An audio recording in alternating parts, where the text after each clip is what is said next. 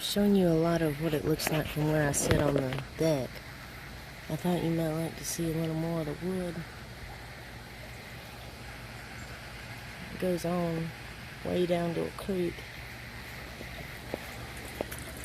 If you go through here, shit, I almost tripped and killed myself there.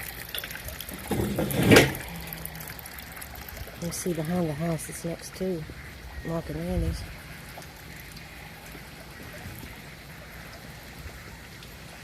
And then it's really, really wooded. Very beautiful. It keeps it really cool and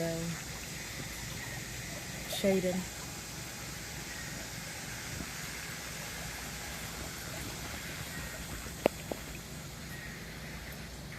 And it's really beautiful out here. And it's not too hot today either.